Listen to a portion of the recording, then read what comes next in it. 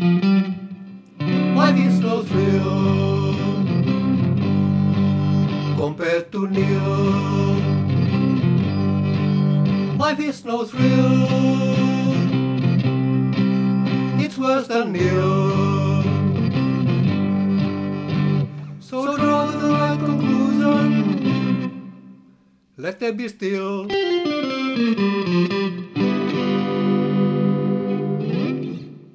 Welcome to episode number 90 of the Exploring Antinatalism Podcast, a podcast showcasing the wide range of perspectives and ideas throughout antinatalism as it exists today, through interviews with antinatalist and non-antinatalist thinkers and creators of all kinds, now running 5 years strong.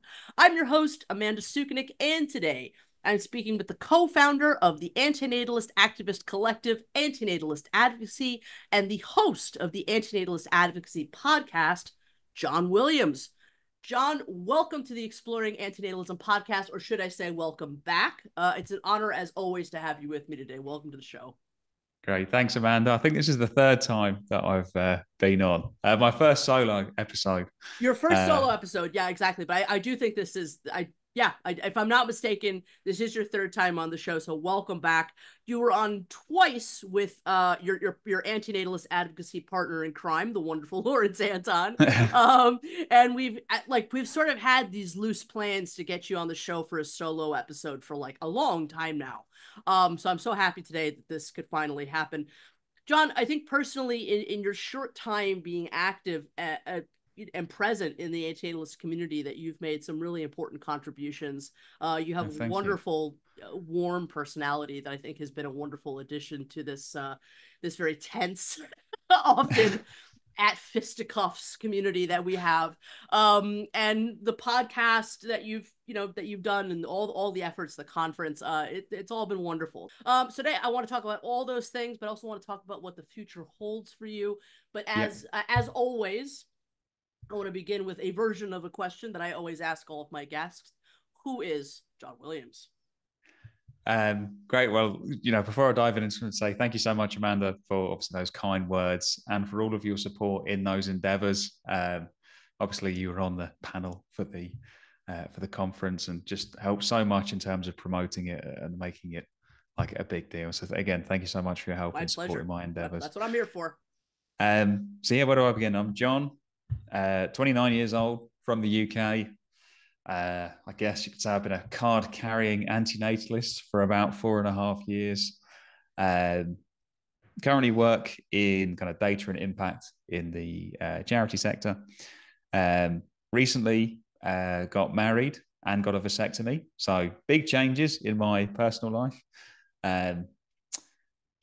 Not sure what else to say really, other than, as you mentioned, Amanda, like I met Lawrence Anton in person about 2 years ago. We were at a vegan debate group preaching the good antinatalist gospel. And we put our heads together and thought that maybe there was a space within the antinatalist community for a kind of like impact-focused activism. But I don't know if activism is really the right, because when we say activism, it brings to mind like a certain form of like, going out there and leafleting, or again, preaching our good antinatalist gospel, as I think Matty Hyres referred it to.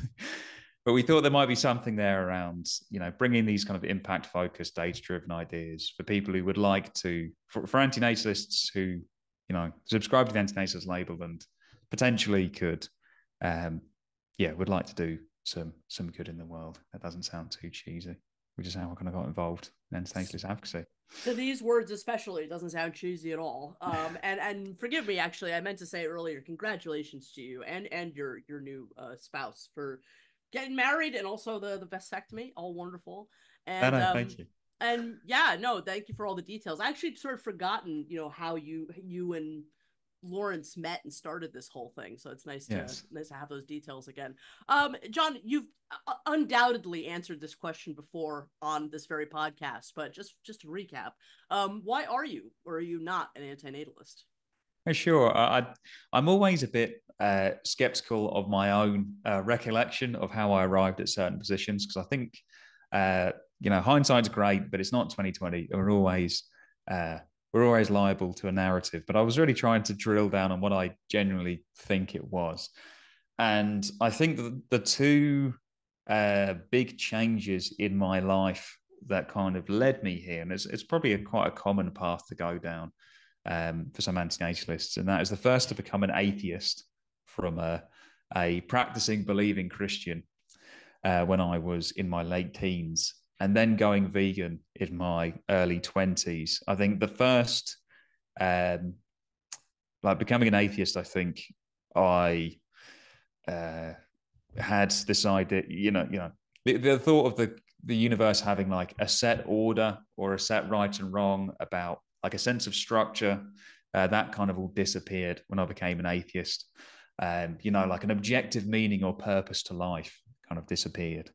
And then through going vegan, and then a few years later finding out about wild animal suffering, it kind of brought home to me just the amount of suffering that there is in the world, both caused by humans and not caused by humans, both that humans go through and non-humans go through.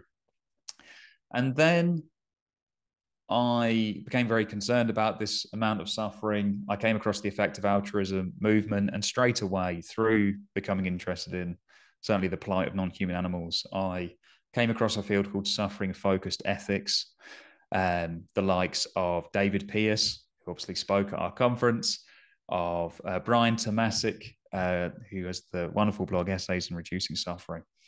Kind of came across those ideas first. And then I was already, one, in a long-term relationship with someone who's never wanted children, and also thinking that I probably wouldn't have children so that I could donate the money that I would save by not having children to charity. So you could say that I was, ripe for the picking for an antinatalist preacher if I came across one. And I came across an interview with Cosmic Skeptic and David Benatar. I think it was early 2020, if I'm not mistaken. And, when I first heard Benatar's views, I was, had the normal reaction that a lot of people do, even me. I thought, oh God, this guy must just be a miserable guy who, I started to judge him, which was really quite preposterous because, I'd been an annoying keyboard atheist and a preachy vegan. And it's like, there's lots of stereotypes about those groups. So maybe I should have been a bit more open-minded. But I really explored David Benatar's ideas. They made sense to me. Like, I listened to that interview again and again, read a bit more, listened to some more kind of antinatalist discussions, looked at the discussions on the EA forum, explored those ideas with people. And then intellectually, it seemed to really make sense to me. And then in 2020, my uncle died, sadly. And it was just, out of nowhere, cancer diagnosis, unfortunate. But again, these things happen. And seeing all that suffering, my family, for my uncle, obviously, my immediate family, it did kind of crystallize those ideas on an emotional level. I think that often it's easy to kind of get an idea in the abstract, like logically, but it doesn't really hit home until like emotionally it kind of connects. So I was viewing this, this experience of suffering through like an antinatalist lens for the first time. It really kind of crystallized the idea in my head back in 2020. Yeah, I now that you're retelling some of this, I'm remembering the details about your uncle, and I'm so sorry that you had that experience and for your loss, for to your whole family. But my antinatalism very much started with atheism as well. It is interesting. It's fascinating actually how common a story that is. Yes.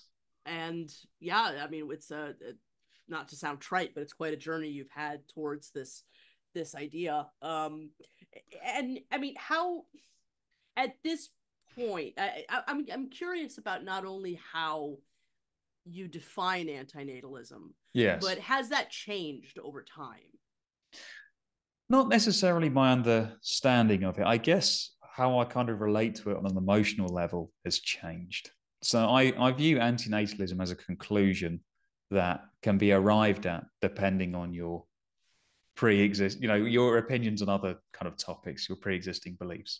So I believed that God didn't exist and that there wasn't this objective kind of meaning or purpose in the universe. And I believed that there was a lot of suffering out there. And just intuitively, I've always thought that suffering matters more than pleasure. I remember like a thought experiment, which was, if you could rate suffering from +10 to -10, like +10 is like ecstatic joy, -10 is unbearable suffering. And if suffering and pleasure have the same weight morally, it's more important to take someone who's at a 0, who's just neutral, not suffering, just, I don't know what a neutral task would be, filling in your taxes or something like that. Just something that you're not, maybe that's suffering. That's suffering. Yeah. Eating a really bland, healthy meal, let's just say, this is like a 0. Right.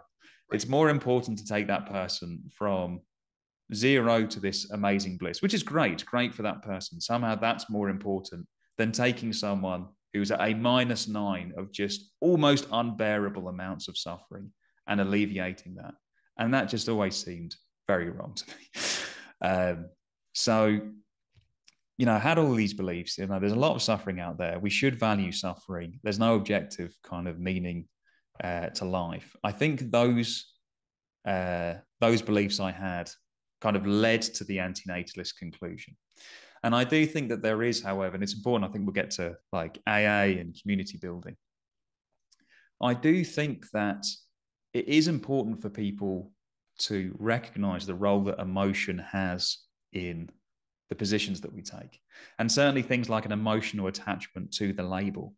I have to be honest, I've never really had an emotional attachment to the antinatalist label. I did get that a little bit when I first met other antinatalists. It was like, great, I've met other people like me. Like having the first in-person antinatalist meetup was really, really great. But it's never necessarily been a topic where, like, it's a conclusion that I've arrived at rather than something that's necessarily gripped me in the same way that when I became an atheist, I became the angry keyboard atheist because I was like emotionally just obsessed with it, in quite a negative way. I think a lot of keyboard atheists are formerly religious people who have this big emotional kind of response. And I do think though that a lot of our, certainly for me, a lot of my intuitions, they do have this emotional component. Like I can't necessarily concretely or objectively say why we should value suffering more than pleasure. I think there is like potentially some temperamental part in there as to why that we should. I could try and give a logical argument, but it just feels wrong to me, if that makes sense. So that emotion is an important part.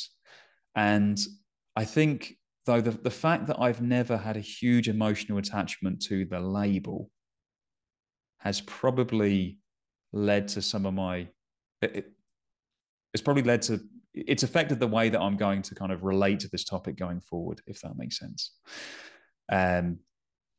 And I think that's something that we'll touch on. So I don't think that my understanding has changed. My understanding is simply that it's a conclusion that it's wrong to bring sentient beings into existence. And I arrived at that conclusion in 2020, and that hasn't changed.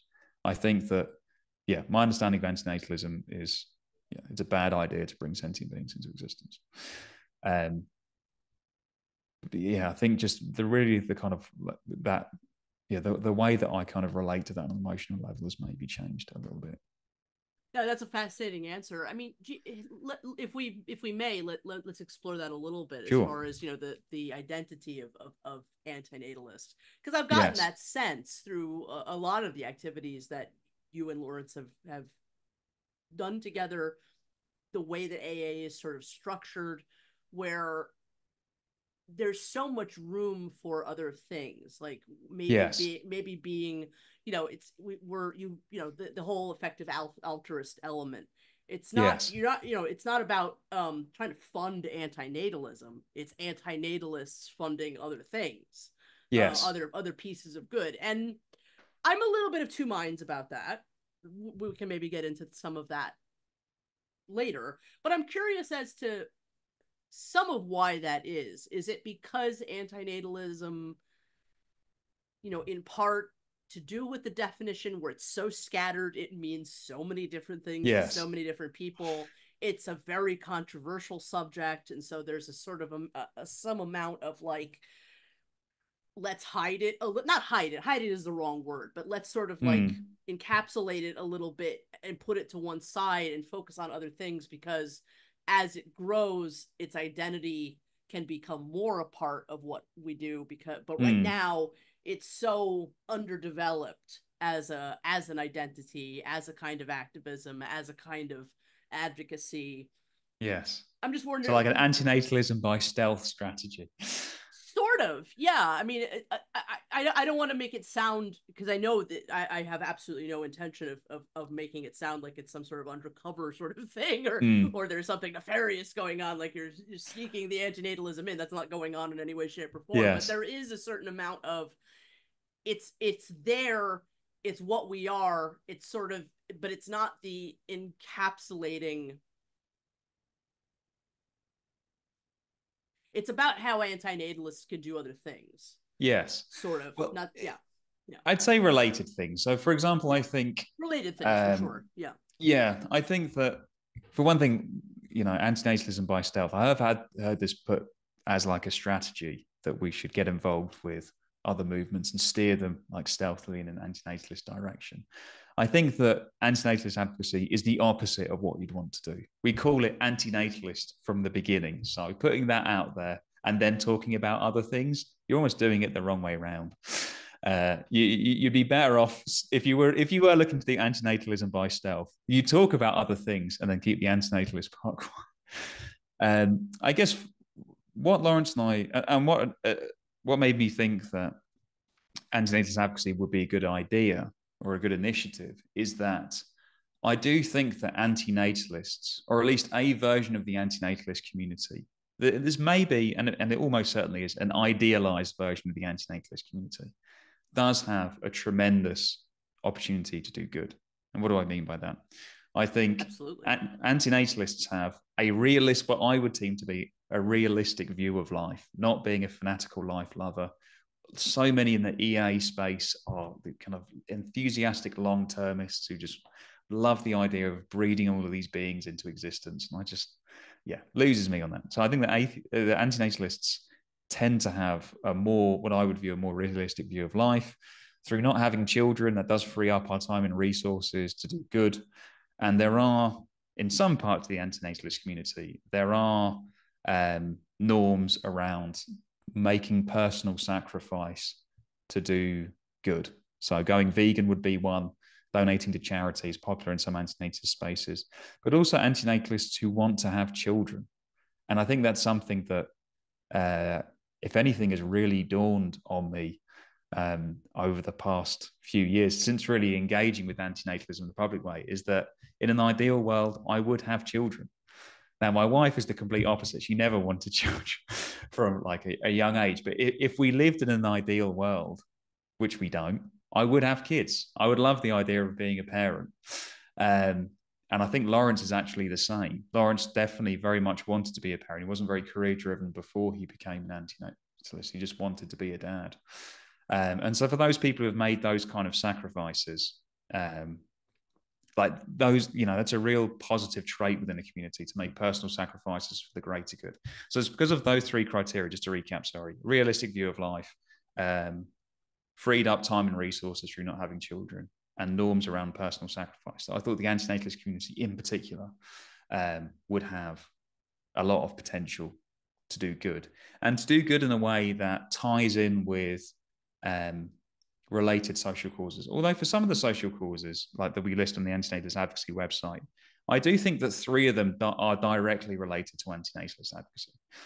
Antinatalism, sorry. So obviously the suffering of people through supporting things like female empowerment initiatives, access to contraception, etc. You are bringing down the number of human beings being brought into existence and reducing the suffering of those who unfortunately still are. Through moving away from animal agriculture, billions, not trillions of sentient beings being brought into existence, not happening. Then not creating digital AI, obviously, digital sentience, sentient AI. Again, this is directly creating sentient beings, which goes against my sentiocentric version of antinatalism. So I'd really only say that the wild animal suffering point has an indirect connection to antinatalism. I don't think that antinatalism entails that you have to go out there and sterilize the wild animals. I mean, some people have a different view of that. I don't think that wild animal suffering is directly related. I do think, however, that if you are concerned about suffering, this might be a topic of interest. I think before, the way that we kind of presented our topics, we presented wild animal suffering on the same kind of level as the other three, which I think are directly related to antinatalism.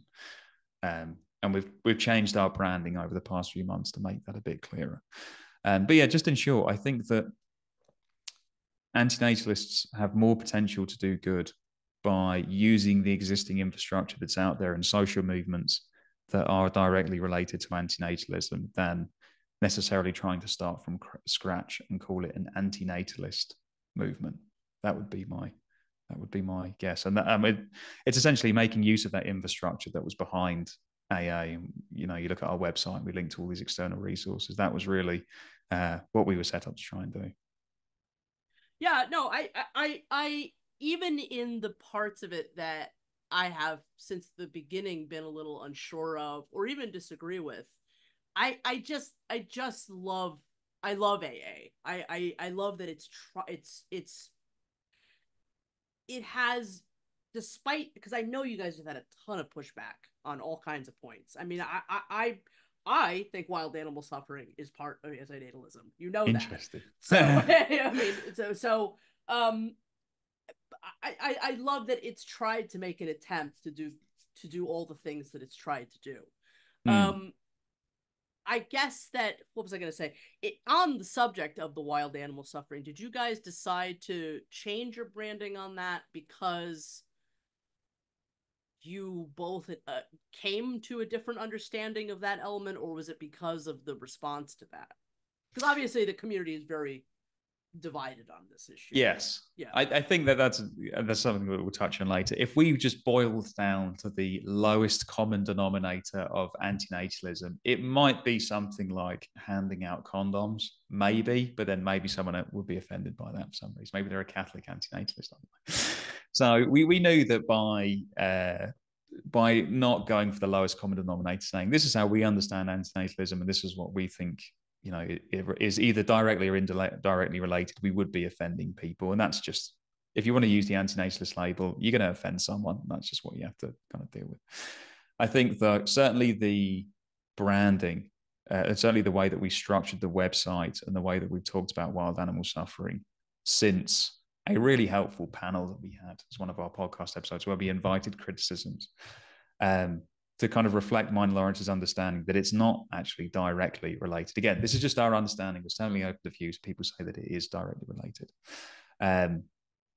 But in terms of what we recommend people would do, I mean, we still invite people to donate to organizations that work on this. You know, there are links to careers websites if people wanted to do something about wild animal suffering. So yeah, I don't think it's particularly changed the, you know, like the outcome of, you know, of what we point people towards. It's still around, you know, if you're concerned about this topic, these are some options to take action on it. But yeah, I just think just basically just making it clear that mine and Lawrence's view isn't that it's directly related, but indirectly related, if that makes sense. Yeah. I mean, leaving that, because that's a whole, we could spend several podcasts just talking about that one particular topic. Leaving that, and we can address it a little bit later. But I mean, I am curious, you know, the effective altruism element of AA is the piece of it that I personally have never been sure about, and a lot of that comes out of complete ignorance, because it's not a world of advocacy or activism that I just have much familiar with. I mean, even to this day. And I know that it's been a controversial element of AA. And I am just kind of curious on two fronts. Have you had an increase in antinatalists kind of going in that direction since the development of AA, you know, making donations to these various causes and stuff, you know, plan the 5 steps, you know, to doing good as an antinatalist? Have people started to plan their careers and start donating, you know, in order to do the most good? And how do you feel, if at all, the AA community has started or perhaps remained incredibly stubborn about acknowledging the kind of good that antinatalism wants to do? So I feel like AA has been in the middle, trying to argue with two camps to come together, which is, God, just, often the way it is in antinatalist activism. Yes. Trying to meet, somewhere in the middle. So how has that gone? Where is that line right now? The first thing I'll say is that the overwhelming majority of feedback has been positive on everything that we've done. I mean, the lowest rated video in terms of likes to dislikes was 80% positive. So this is not huge backlash. I'm happy certainly, to hear that. certainly in terms of our impact, we haven't done anything over the past year that would really be measurable. As someone who works in the impact space, I've obviously got anecdotal feedback of people saying, I didn't know about this charity and Antinatalist. Your emphasis here is really helpful for me. I'm thinking of doing this with my career. What do you think? We've had people reach out and this kind of thing, but no impact that I could really measure. And to be fair, in terms of disseminating ideas, which is what we've done over the past year, any kind of idea dissemination in measuring the impact of that is very, very tough. Again, I work in the data and impact space in the charity sector, and charities who mostly focus on things like training or advocacy or this kind of thing. You can measure it by the number of clicks on Facebook or this kind of thing, but in terms of how it relates to changes of behavior, it's very, very tough. Difficult to measure and takes years. Oh, absolutely, sure. Yes. Yeah. And we're complicated people. As I said, humans are bad narrators of their own experiences. Like I said, I really had to trace the steps in advance of this interview with a pen and paper and think, was it that? Was it that? Am I just telling myself a nice sounding narrative? So trying to track changes of behavior and say, that's because we did this, it's always tough. Anecdotally, we've had people reach out. Really, the next step for AA to progress is going to require, we always said that the first year was going to be in ideas dissemination with the conference, the podcast, etc. And the next step was going to be in community building efforts. And I think my main change of thinking over the past year has been around my ability to undertake those community building efforts. And I really say my ability because there's only two of us. There's me and Lawrence. Lawrence has his own YouTube channel and he, organizes in-person meetups and antinatalist, antinatalist meetups in London. So I feel that his antinatalist bucket is full, so to speak. And for him to take on AA as well was obviously very generous of him with his time. So it would definitely be me. And I do think that there are reasons to suspect that I'm not the right person for these community building efforts, which is what would be needed to take AA to the next level, to build a community. And it doesn't have to be an AA community, so to speak. We're definitely, one thing about Lawrence is that, that we want to make it clear is that we're really not concerned about the branding. It's about the ultimate impact. AA could be a great brand and a YouTube channel that's, popping, or even donations coming in. If no one's changing their behavior, if we're not having an impact, then it's a big waste of time from our perspective. And if our ideas have disseminated a little bit, but people don't credit that to AA, but change their behavior, that's obviously a much better outcome. So it was really Lawrence and I putting our heads together and thinking about this change of strategic direction over the past year, and whether we can best disseminate, kind of impact focused message, and whether AA was the right kind of vehicle to do that at this present moment, which we're not sure that it is, basically.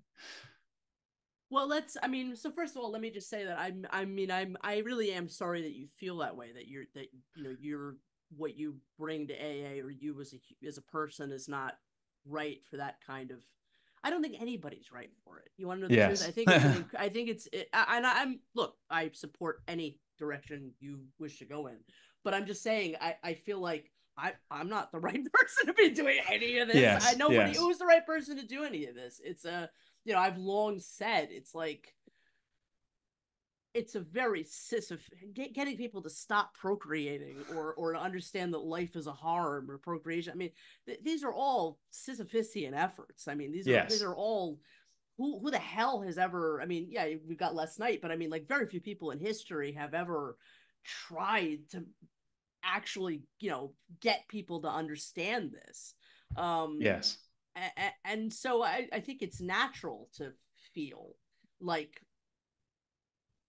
we're the wrong, we're the wrong gear to be Yes. trying to, make this machine run. But at the same time, that having been said, it is incredibly important for one's well-being, which does matter, to know, when it's time to not put yourself, not try to be that gear. No, So no, I definitely. huge respect to you on both of those counts for all the efforts and trying, but also coming to this point that I think you're at. So Yes. One thing I did want yeah, to say just yeah, go ahead. quickly, Sure, of sorry, course. was that Yeah. with our efforts at AA, they have been mostly internally focused. Now, Lawrence and I have debated Simone and Malcolm Collins, the pro-natalists, which was great fun. Really enjoyed meeting them. Obviously, we had the conference where we invited people who don't align with or don't identify with the anti-natalist label to come and speak. And people have said, "Oh, I'm not an anti-natalist, but I'm kind of interested in suffering folks that are interested in EA, and I came across it, and that's all great." But really, we thought that our focus, our impact, if we have any, is always going to come from internal, like focused inwards towards the anti-natalist community, and that's really where I feel like I'm not well. I don't think I'm necessarily, because I don't feel like I'm in a good position to build things internally within the antinatalist community. I certainly don't feel like I'm the right person to be, promoting antinatalism or representing it. I was just thinking in terms of like, as a point of comparison, before I got involved in AA, I spent 4.5 years as an organizer for a small animal outreach group. And we did activism every weekend. Like, it would be either online stuff, sharing and signing petitions, putting social media posts out there, or in-person leafleting. And I did this for 4.5 years. And I ran this with a friend of mine, and we were one tiny corner of the London animal activist scene. I think I knew maybe a fifth, or probably less than that, maybe 1 in 10 animal activists within London. So we were one absolutely tiny corner of the animal activist scene within London, within one corner of the globe. Whereas with antinatalist advocacy, one thing I will say is that you will, if you use the antinatalist label and try and do anything, chances are, whether you want to or not, you will be seen to some extent as at least someone that's trying to represent antinatalism, because there is just so little going on. And I don't even mean that necessarily as a criticism, but if I wanted to go out and try and be the face of animal activism, I mean, there's been hundreds of years of animal activism all over the globe. So it'd be a very misguided endeavor, even if I thought that was the right thing to do. Whereas with antinatalism, because so little is happening, you will inevitably be seen as some sort of representative. And I very quickly found this out starting AA, and it's something that I took on myself. So it's not anything that I have to. This is something that, again, I chose it for myself. So I only got myself to blame if it turned out to be a bad idea. And I don't feel comfortable in that role. Like, I don't feel like, so I don't want to be seen as a representative of antinatalism. I don't want to be seen as a representative of veganism either, just to be clear, or atheism, or any position that I hold. But it's kind of inevitable if you use the antinatalist label for anything, because there's not a huge amount going on in this space. So if you do want notoriety, if you do want to be a big fish in a small pond, it's a great space for that. If you don't want notoriety, then it's not. And again, this is something that I completely took on myself. And I think over the past year, I've realized that I'm not the right person for this. And that doesn't mean to say that antinatalist advocacy isn't a good endeavor, but I think it's important to make sure that you put yourself in a position. There's a difference between something being good happening and you being the right person to do it. Like, I think that, curing cancer is a good thing. That doesn't mean that I should try and become a medical research scientist, because I don't have the background for it. In the same way that I think that community building efforts within the antinatalist community that are focused on impact are really positive, I'm not the right person to be involved. Certainly not at the forefront, anyway. listen, from an outsider looking in, I meant every word that I've said. I think you've been a wonderful presence and have had a wonderful impact on everything that you've tried to build. I mean, if I may say, like, the AA podcast is wonderful. I personally feel like my interview is one of my favorite interviews that I've ever done. And that wasn't just because I'm so fabulous. It was because of you. It was because of your warmth and your questions and your desire to bring something positive to this thing, and your background. And so I hope that wherever you go next, I just hope that you, fully respecting how you feel about your place in the movement and no longer wanting to be like the face of it, I just hope that whatever anybody else may say, I think that you've been a very positive influence on this thing, and that you will be missed. But I mean, I think look, it's not just that the a little fish in a big pond or whatever. This is a difficult community. It's a difficult community to do community building in, because there's no agreement on anything. I mean, I don't know if you watched the definition panel. I mean, we all got along. It was beautiful. Panel. Thank you. I agree. I think it was absolutely wonderful. But like, none of us agreed on much. Yes. I mean, and most of them are the philosophers building the whole thing. Definitely. Yes. And me and Lawrence. So it's like, so that's a very difficult place to put yourself in. I mean, I know that, very well. And you have, and so I completely, I respect you. I wherever you go next, I just want you to know that I appreciate that. This is a very difficult field to try to endure. Yes, I think so. And one thing I just want to say as well is that if you get a book published by Cambridge University Press on philosophy, I think you count as a philosopher, Amanda. Not that fraud Lawrence Anton. Don't know what he was doing. Lawrence can be absolutely anything he sets out to be. I believe that down to the letter. I really do. I am not a philosopher. I've maybe one day, if I actually manage to get a philosophy degree, I can start to call myself that. Thank you. I appreciate that tremendously. What has it been like to be within the antinatalist community? I mean, how has that influenced your decision? Oh, sure. I think I do have, so we'll get to very outcomes-focused moral beliefs, very impact-focused kind of sentiments, and also a belief that I don't know, like I guess, like, one thing I am very good at doing is speaking with people that I disagree with and exploring kind of dangerous and difficult ideas. If the other person is coming to that space with, a sense of like empathy, not empathy, but you can tell this person is good intentions. They're not trying to mislead you. They're trying to be very honest. And honestly, if they have like good intentions, I think that we can, I think that we can get along. This is an example of this, not related to antinatalism. I had a very friendly conversation with an Islamic preacher who told me that in his ideal society, people like me would have my head chopped off for criticizing his religion. And I listened to his logic, and honestly, there was some logic to what he was saying. Like, I'd be leading people to hell and out of good religion. And, I shook his hand at the end of it and thanked him for being honest and said, I really hope that he doesn't run the country and lock my head off. But I think that's, I think that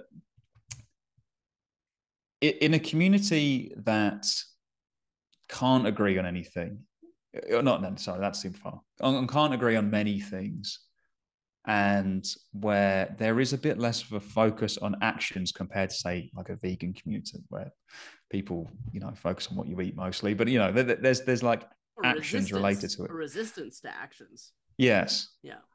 The words and the signals become more important. And I think as well, this is where the emotional connection to the label comes in. There's a guy called Nomad of Omelas on YouTube. I don't even think he makes any videos, but comments on Lawrence's stuff. Suffering focused EA kind of guy like me. And he said that a lot of people seem to relate to antinatalism as like a or like their label or their identity.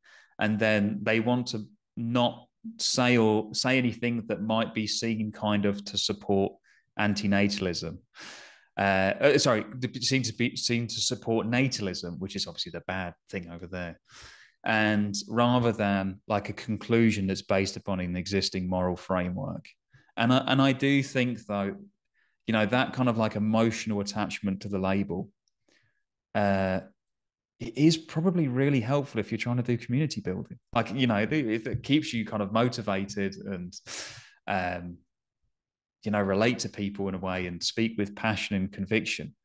And I kind of came to, as I said, I came to antinatalist community building, and I chose to get involved because I see a lot of potential, but really a lot of potential in an idealized version of the antinatalist community.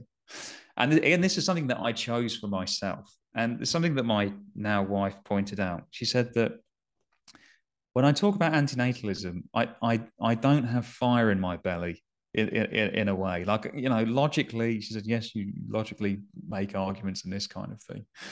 But you're not necessarily interested in the topic in that kind of emotional way, in the same way that you are when it comes to actions, which, you know, obviously not eating animals, donate money to charity, not having children, etc. But you that impact kind of focus. And I think I find it hard to relate with antinatalists who have not just the interest in the topic, but more so the passionate, angry disagreement with people who veer outside of their understanding of it, if that makes sense. Like, my approach was always, look, if you say that you've got the antinatalist label, you know, we probably I'd like to think there's a kernel of agreement somewhere with me. You're welcome in at my antinatalist party, basically. You know, I hope you can find something of value at AA.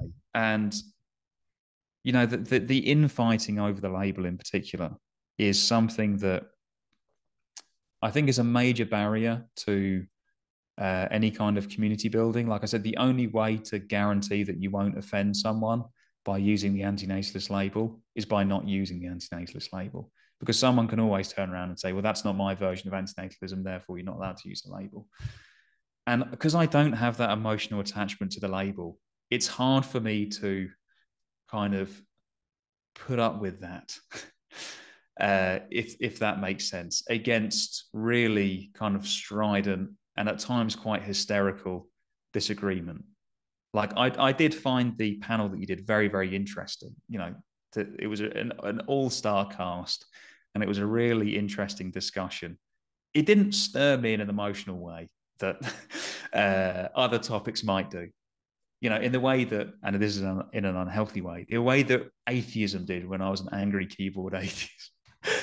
And I think that maybe a bit of fire in your belly is probably what's needed, not only to relate to antinatalists who also have that feeling, but also to kind of push through the noise, if that makes sense. I did think that before I got involved that the major pushback would be from outside the community.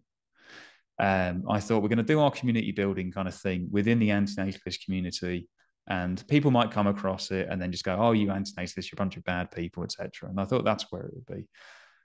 But really, it's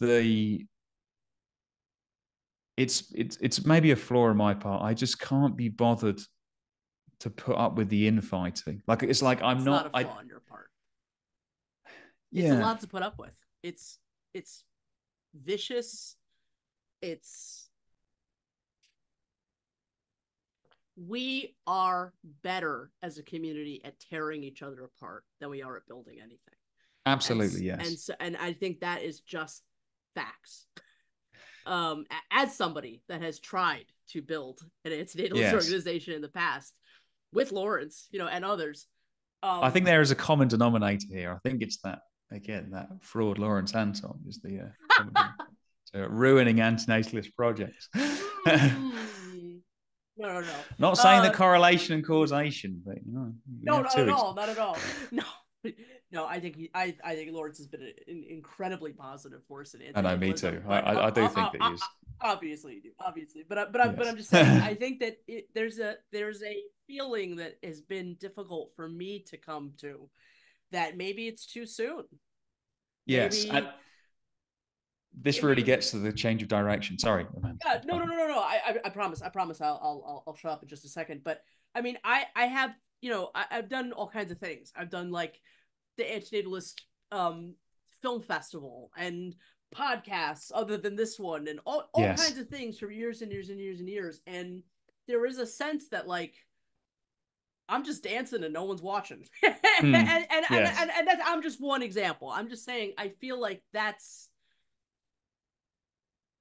positive actions are not what antinatalism for antinatalists is not what antinatalists gravitate to. They gravitate towards something wrong happening that pisses them off in some various way. And that becomes all this thing is about. And so, I mean, I really think that I don't think it's you. I just think it's where this is an incredibly controversial, difficult idea to espouse in the world. It comes at great cost to those that do it, socially, in all kinds of ways, especially as this thing continues to grow and become more well known. The cost to people's lives for having this opinion might be very dire.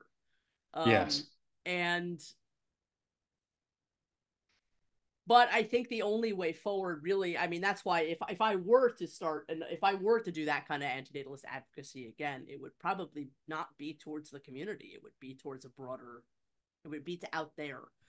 Yes. Because that's who's interested. Half the community's already kind of given up. It's a huge attrition rate within the community. Anyway, I'm babbling, but no, I think this is really relevant, and it really gets to the change of strategic direction that Lawrence and I have decided to take. Yeah, I do think there was one thing you said about it not being my fault, and I do think there is my fault in some respects. I did hear a great phrase, which was, I can swear on this podcast, can't I? Absolutely. Just double checking. As you go through life, you should expect to occasionally meet an arsehole. But if in your interactions you're constantly meeting arseholes, then you're the arsehole, if that makes sense. And I kind of felt that way with antinatalist spaces. Like the fact that I don't enjoy being in a lot of antinatalist spaces. And, apart from I really like the in-person meetups in London. I thought they were great. Now, I don't live in London anymore, so I'm not going to them. But I really did enjoy the antinatalist meetups in London that Lawrence were meeting, that Lawrence was organising.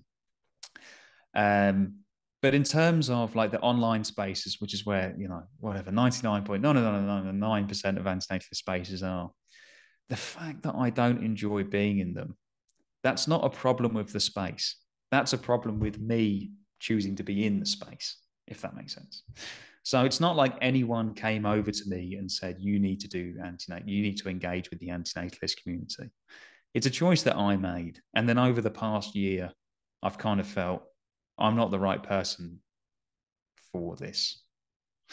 One thing I would say in terms of like the strategic change of direction and maybe being too soon, it kind of gets to what me and Lawrence were thinking. So whereas before with Antinatalist Advocacy, we were very much trying to engage the antinatalist community using the antinatalist label and disseminate ideas and hopefully might motivate positive changes of action that way.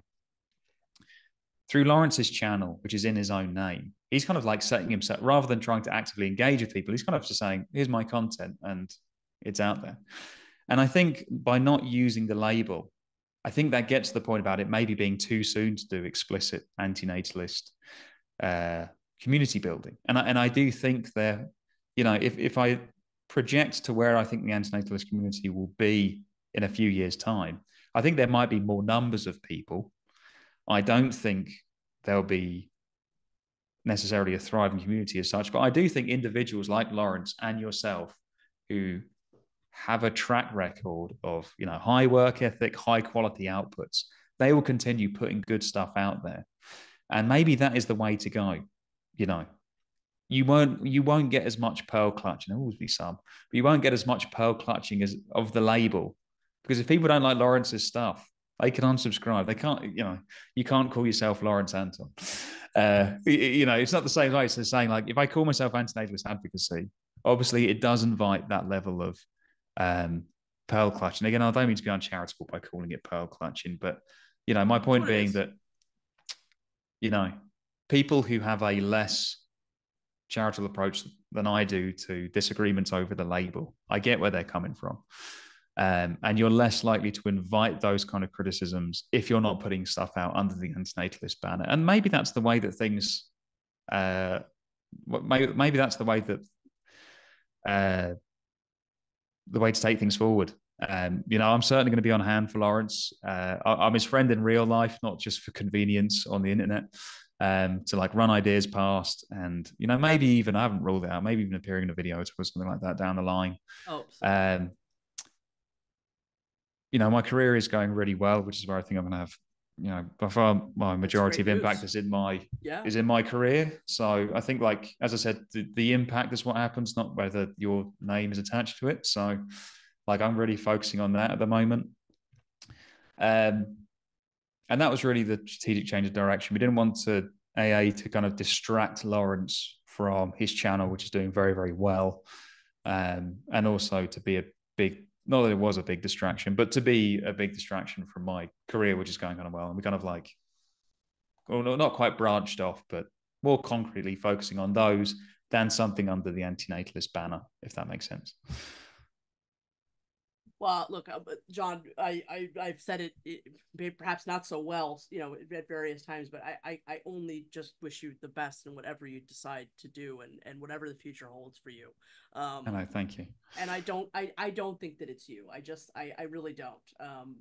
I think you've done as well as anybody can do within what is, look, I think antinatalism by its very nature goes against the grain. There is nothing more profoundly anti than saying it's bad to bring life into existence. Yes. You know what I mean?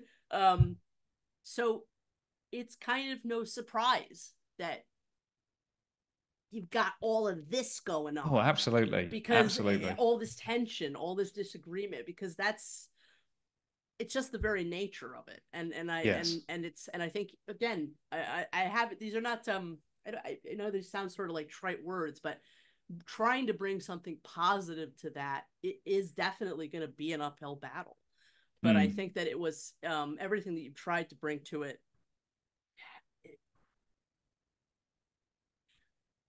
should have been given a much greater chance than it was. But it's just the nature of the community as it stands right now. And I think everything you're saying could very well be the case. I think it's probably very well going to be just antinatalists putting on the antinatalism show for a very small number of people. Yes. You know, I don't know that we're headed for a cohesive community that does things, although I hope that that's the case. Yes. One thing I will say is that our visibility is changing a lot. I mean, the visibility, I mean, some of the pieces of media that we're becoming more and more eligible for, I mean, those also that also has a pretty big impact on where we're going and what we're going to be. And those are sort of wild cards. And they are alienating. The fact that is happening is alienating to, I think, certain pieces of the community, because it does have an influence on what we are, how we define ourselves. But look, I'm so happy that things are, like, you know, on a personal level going so great for you, your career, everything.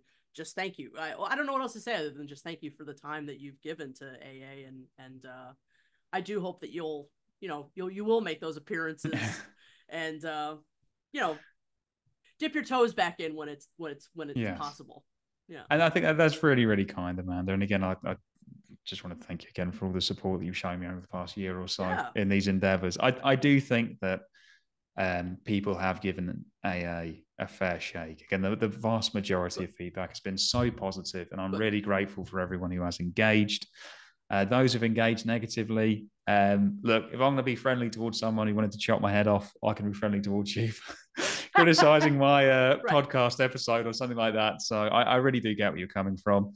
I do think, as you said, that there are, we don't want to sound too doom and gloom about antinatalist community building efforts. We've tried to put stuff out through AA on this where we think there might be some positive avenues. I do think, though, that, that there's that old phrase that hurt people.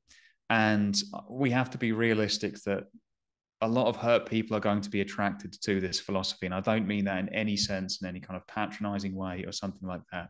If anything, I think that sometimes people who have had a sunny disposition, have lived a really, really positive life, ignore the suffering that others are going through because they haven't had to experience it. So I'm not saying that is a bad thing, but if you bear in mind that a lot of people who are, acting in ways which are, everyone would term it hurtful, etc., like that, they've probably been hurt themselves.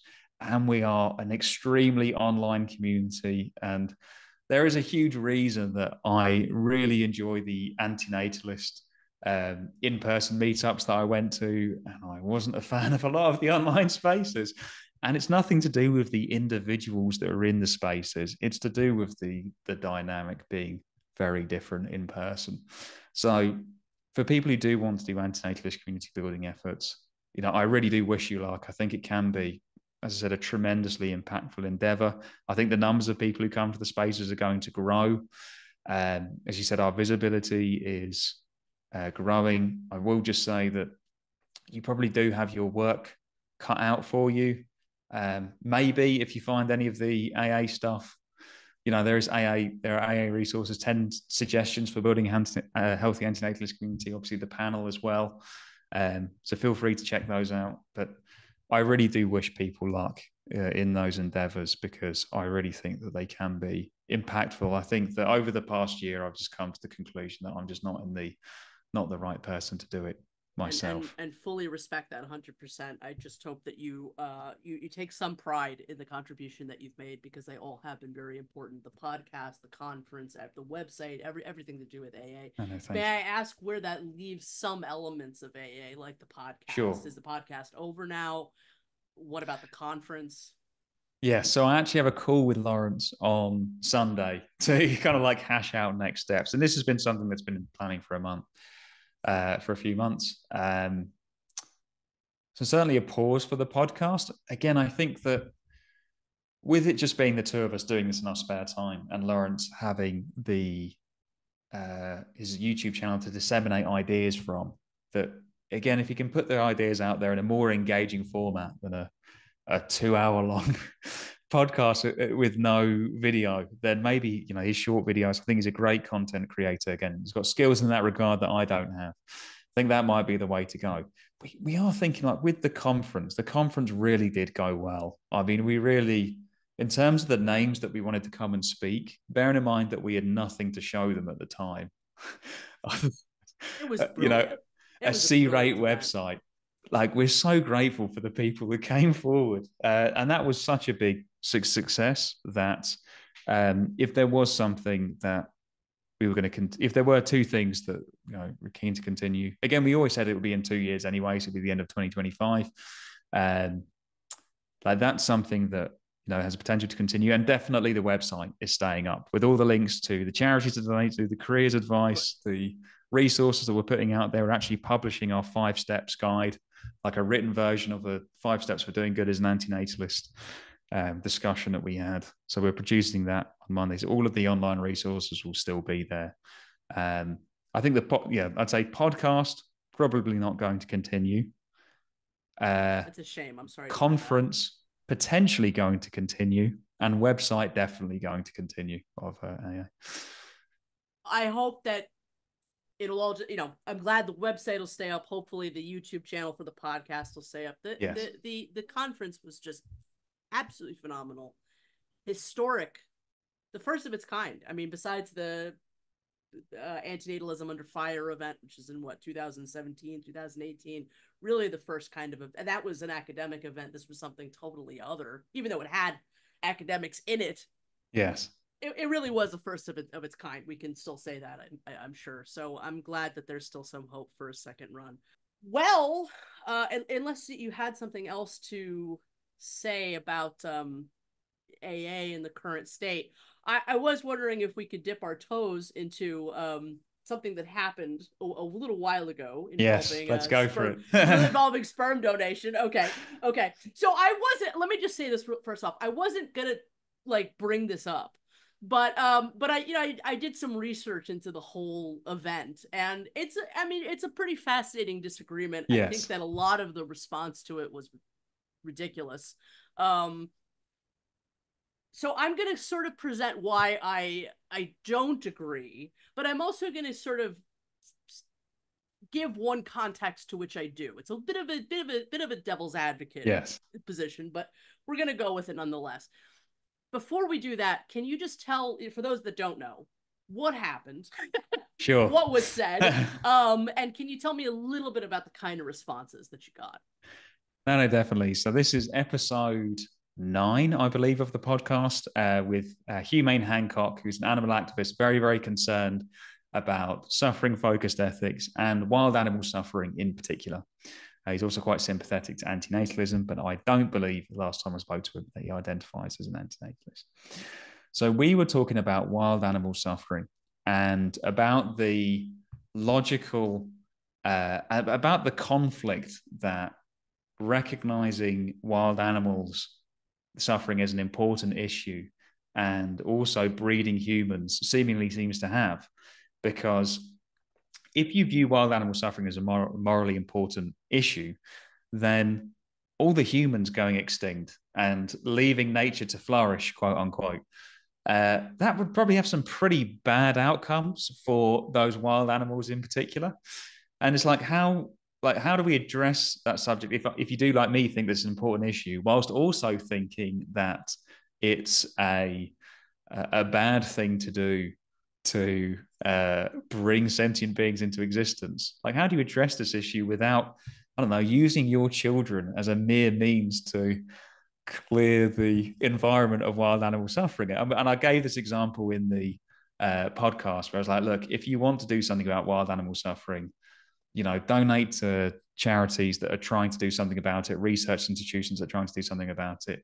Don't be breeding children, causing them to suffer, and then explaining to your kids, the only reason I'm doing this is so that you trash the environment and, ruin the environment so that these animals don't come into existence.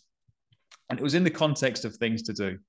Earlier on in the podcast, Jack mentioned that he thought he may have a genetic predisposition to caring about animals, which I thought was really interesting because in terms of, as I said before, like, human beings are really, really complicated.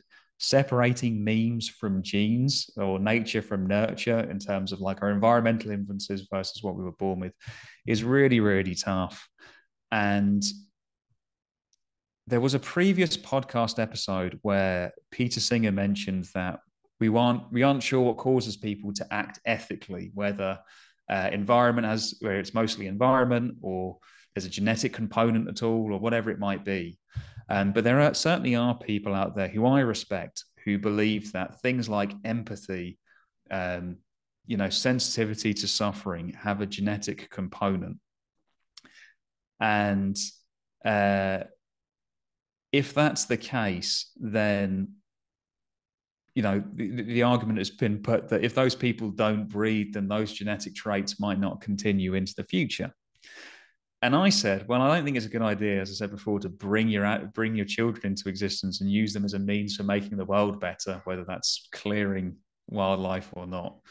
But if you were concerned about this, I think that donating to a sperm bank, so long as that doesn't increase the amount of offspring coming in, a number of beings being created, that wouldn't violate antinatalism as far as I understand it, because you won't be bringing any additional beings into existence. If people choose to procreate, they'll get somebody else's sperm. And if it really is true that there is this genetic component to empathy, then you'll be able to pass that on if you do have this genetic trait, without causing suffering of bringing more people into existence. And the backlash to those comments was twofold. I think the first one I thought was more understandable, and I certainly was more sympathetic to than the second part. The first backlash was, this sounds like eugenics, don't veer near eugenics. And I thought, yes, I can certainly get that. I think that when you're talking about ideal traits in people like eugenics territory, obviously very, very different to, forceful sterilization or killing disabled people or whatever it is that, happened in the past. But still, it's very uncomfortable territory. And we shouldn't veer towards that. So I think this is something that David Pearce gets all the time when he's talking about transhumanism and genes. The topic of genes makes people feel very, very uncomfortable. And I am actually very sympathetic towards that argument that don't bring up genes flippantly, because me and Jack were kind of laughing about the thought of a bunch of antinatalists going to the sperm studio and jacking off to save the future of humanity. That is just a very funny thought. To save the future of suffering, to reduce suffering in the future by going and spreading their compassionate genes. It is a very funny thought. And someone could say, don't either talk about this at all, or certainly don't flippantly bring it up. But the main backlash was that this is not antinatalism, and it's quite clearly not antinatalism. So there seemed to be a strong backlash to me saying that this wouldn't conflict with antinatalism. And I provided some caveats afterwards to make it clear that this is my consequentialist understanding of antinatalism. And then after the backlash, I went and spoke with some antinatalists, some, mostly in private, but also a public exchange as well, to kind of talk through these ideas. And I remain unconvinced by the counter to my, in other words, I still believe that passing on, donating to a sperm bank, passing on your genetic material in a way that doesn't, reason that might be. It might be for philanthropic reasons. It might be just because, you like jacking off, whatever it might be. I think that doesn't violate my consequentialist understanding of antinatalism. Sorry, I guess, again, if that doesn't align with your version of antinatalism, I'll still be your friend. I'm not personally convinced by the arguments I've heard against it, so I'm looking forward to hearing yours, Amanda. Yeah, definitely. Well, it doesn't align with my concept of antinatalism, but we'll get into all this. Yes. So first off, let me just start. I've kind of taken this in pieces. Okay, coming at you about the eugenics thing, I just think is hilarious when half the community is obsessed with David Pearce. I love David Pearce, but he's quite clear that what he's proposing is eugenics. I mean, when Mati and I interviewed him, we clearly asked him, like, isn't this eugenics? And he's like, yeah, good genes. Yes. That's what we're talking exactly. about. Yeah, the literal translation is good or better genes, or one of the two. I mean, it's and let's be completely clear here, just for people that might be watching that don't know, David Pearce is not in any way advocating something similar to like Nazistic, racially motivated bullshit like that. That's not anything to do with what it is, but it's eugenics, and like a whole lot of antinatalists in the face of extinction certainly are definitely voting for the David Pearce route. So the fact that you got so much pushback for this, to my extinctionist ears, just sounded awfully funny. Let me just let me just say that. And let me just speak a little. I know that you've made some comments as to like, well, if we lived in a David Pearce world, it wouldn't be unethical to bring life into existence because there'd be no more suffering.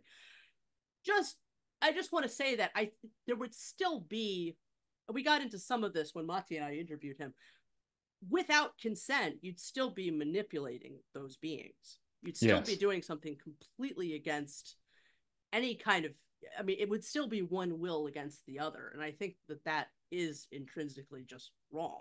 There's still absolutely no reason to create happy beings, even though there's the absence of the duty not to create unhappy beings. All you'd be creating is happy beings. There's still absolutely no reason to do it. And I also cannot imagine how these beings would exist. I mean, the whole idea of I realize that, you know, unparalleled levels of bliss sounds great. It sounds great to me. But I mean, the idea that those beings somehow wouldn't be able to, I can't imagine those beings existing in that kind of way without there being some sort of subtraction to their intellectual understanding of certain things. So if you told them about the Holocaust, would they simply not understand Yes. what that meant? And I cannot justify beings that wouldn't understand that. I just don't think that there's any rational reason to create those beings. So that's to that side. Why I disagree that it would be, now in all fairness to you, like a lot of the things that you said to Jack in that interview, like I know that you were kind of being loose with your words, like, you know, the idea of antinatalists just jacking off at a sperm. And I did want to say, on another funny point, on Tosh.0, as dressed as a giant elephant, I did destroy a sperm bank along with Daniel Tosh, so there's that.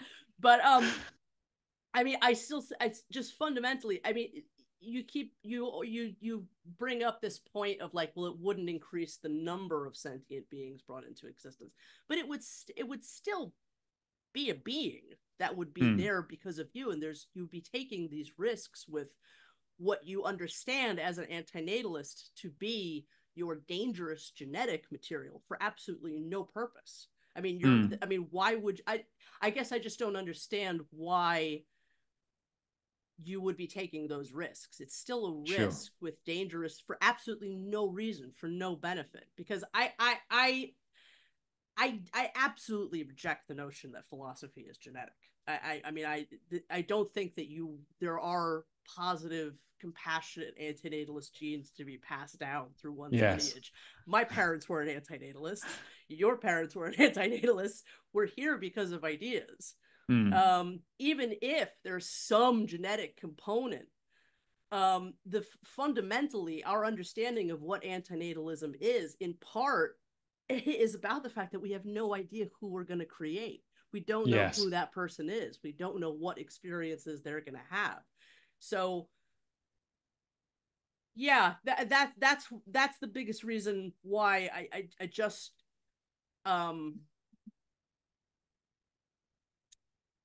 I don't think it is antinatalism, because it's basically saying, and it's also not so if this person that you're creating is going to be a compassionate human being, like, and perhaps through their procreation as well would be creating, you know, ultimate compassionate beings, well then they would be antinatalists, right? And they would exist with the knowledge that their antinatalist parents procreated them for a reason. And I just don't think that adds. I just don't think that adds up. I think there are a couple of points I'd like to raise. I think the first is a difference in mine and yours views of morality. Okay. And that is that the reason that I think that violating consent and manipulating people is a bad thing is because it has terrible outcomes for suffering in the real world. Sure. Yeah. So it's not that I intrinsically find consent violations wrong. It's just in the real world, terrible outcomes. If we, and that doesn't even have to mean that every violation of consent leads to suffering. If you just had a societal norm that it's fine to violate consent, I'd be pretty confident that that would be a society with a lot more suffering in it. Sure. So in this David Pearce world, if it really was truly possible, and I like that example of, you know, could you even elicit a negative thought about something bad that happened in the past? You know, would these people have to have no knowledge that suffering even existed to avoid suffering in the present? If that David Pearce world truly was possible, and it is the hugest if imaginable, then in a sense, manipulation and consent violations wouldn't be a bad thing in that world, because from my perspective, because the reason I think they're bad is because they lead to all this terrible outcomes for suffering. But conceivably in that world, it wouldn't be such a bad thing. Again, that really gets to your worldview as to whether or not you think that, of what you think of as intrinsically bad, whether things beyond suffering do. Like people of a more deontological bent will probably disagree with this, which I totally get. I had a deontological moral view until I was about 24, so about 5 years ago, until I got into wild animal suffering, really. Sure. So I can definitely relate to that. I think, to bring it back to the sperm example, I think first of all, when it comes to genetic component, you're not saying that I use the phrase good, wholesome antinatalist genes, which is misleading. It's not that there is a trait that says you will be an antinatalist, or you will be a vegan, or you will be someone who donates to charity, or pick whichever. Or it's more like, a predisposition towards empathy, predisposition towards, experiencing suffering and empathizing with those who feel suffering. It'll be some sort of like very base thing that might make you more likely to arrive at such and such conclusion. Although I do think, Amanda, and correct me if I'm wrong, it's not the genetic trait that is behind the disagreement. It's any reason for donating sperm. So like if we took genetics out of it and I said that I would donate sperm because I would get paid by the sperm bank and then donate the money to charity, you would still be opposed to that. You'd think that was against antinatalism. Well, I would be opposed to that because I would think it's a completely unnecessary action. But I also think it's not antinatalism because of how it affects the person being created. The person being created will experience suffering and death. And if they have any predisposition, let's just say that does happen through your genes, then they are going to be inevitably led to conclusions like veganism and antinatalism, and they can only come to the conclusion from there that they've been wronged by their birth. I don't necessarily think that it's inevitable at all. I think there are plenty of people who probably, if this stuff exists, which I'm not even sure that there is, but a lot of people do believe that there is this genetic component to compassion and empathy. I'm sure that there are people out there who are way more intrinsically compassionate and empathetic than I am, who nonetheless aren't vegan or aren't antinatalist. So I don't think it's an inevitability about it. But just to go back to the point, so I think that there is, from my understanding of your objection, even if that was all nonsense, so there was no genetic component, it was all just a bunch of nonsense. And I knew that it was nonsense, but I went to donate sperm for some other positive, for some other tangible good. In this case, let's say that they paid you a large amount of money to donate sperm. I take that money, I donate it to an effective charity. They do some good with the money. So there is this positive outcome through the donation. You would still think that was against antinatalism. So like the genetic component is not even a part of it there. It's literally just so that I can get this other positive benefit. It's taking an incredibly unnecessary risk with something sentient welfare for your pleasure. That's not antinatalism. Right. So in this case, we're using the means to an end. So the child that you created is a means of getting that money so that you can do some good for it. This being has to come into existence because of your action. You're doing something, but it's the unnecessary part and the risk part that I think, I think we're not getting between us here. Is that jizz somewhere else? Donate money through some other. I mean, it's a donation that could do some good, but it's gained through what I would feel to be fairly nefarious means. Yes. So in this case, to it. Yes, in this case, I'm using this person. He said, in nefarious means, I'm causing the suffering to this individual so I can get the money and then do some good with it. I think if we lived in a world where we didn't change the identity of beings who come into existence all the time, then I would agree with this view. So there is like a thought experiment of where like a train is coming down a track and someone is in the way, and then you have someone else who's there as well. And let's say you push this someone else in front of the train and pull the other person out. One person has died, like in some sense, in a purely like, if all outcomes have, only one person has died, but you've changed the identity of the person has died.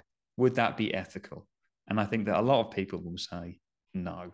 it wouldn't be ethical. And even as a consequentialist, you could say a society that viewed that as a moral norm would probably lead to a low trust society where people, worse outcomes overall. And let's say that in this case, I was creating someone with my sperm.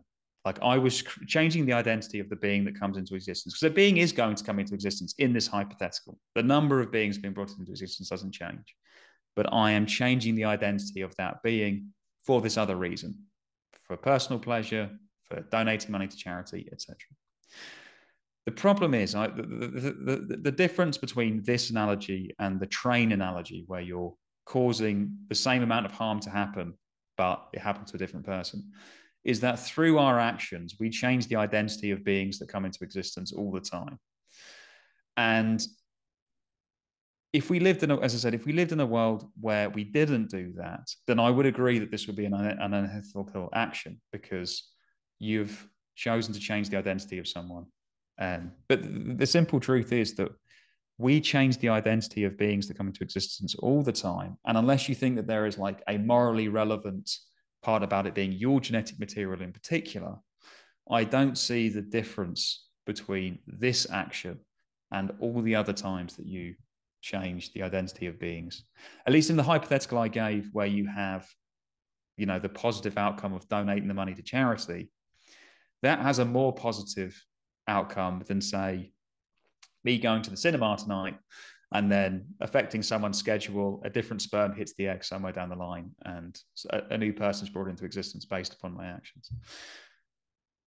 What are your thoughts on those arguments? We live in a causal world, right? The butterfly wings, anything that we do, my putting this cup down in this way might in some way, shape, or form influence someone's birth.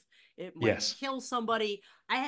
We have no control over that. It's as we, there's a phrase in ethilism, crude forces in control of precious commodities.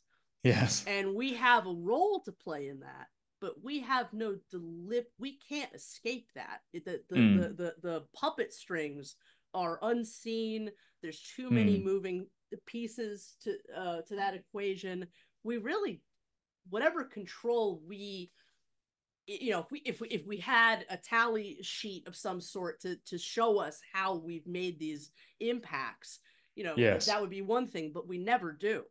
Yes. So yes, we influence the identity, the life, the death, the this, the that, of all kinds of things we can't even conceive of. That is absolutely reality, and it sucks. But there's a real difference in donating what to be, as an antinatalist, to be dangerous, volatile genetic material, and making sure that there's even a possibility that your genetic material could be used in the creation of somebody else for what, $20 that you're going to donate to veganism? Yeah. Well, there's the thing. This is the part that isn't. It's the deliberate part that just makes no sense to me. Well, this is the part that, again, from a consequentialist perspective, it's right that we do change the identity of beings, but we do this plenty of times when we don't need to. I'll give you an example. This weekend, I was with my family and we went to an arcade and played on the machines. There are lots of small kids around, actually. So we went there. We went to the arcade. Did we need to go to the arcade? Absolutely not. Could we have stayed in and avoided influencing the schedules of other people that day? Yeah, we could have done. But we did it anyway for no good reason other than my own personal pleasure. And by me doing that, by us all doing that, we've undoubtedly changed the identity of beings that come into existence. But none of them literally caused deliberately and unnecessarily the chance of sperm meeting an egg. But I know that this is going to happen. You can say I don't deliberately do it, but I do know that this is what's going to happen. And I don't understand why, when you're talking about the dangerous material points, I know that some antinatalists have in their mind that there is something wrong about your specific gametes. It's worse. Anybody's, a deliberate action of anybody's genetic materials doing what they're supposed to do. Yes. Making sure, going to a sperm bank, a place in which fertility is the end result. Is it a signaling point with you, Amanda? What do you mean? Is it that antinatalists being seen to go to sperm banks might have some negative? No, it's that you are meant as an antinatalist to prevent the birth and perpetuation of life. But you say that you're meant to do that. Okay, in this example, great example, I give it to the vegan charity. Let's say I donate that money to the vegan charity and the number of beings actually goes down because they do some effective outreach.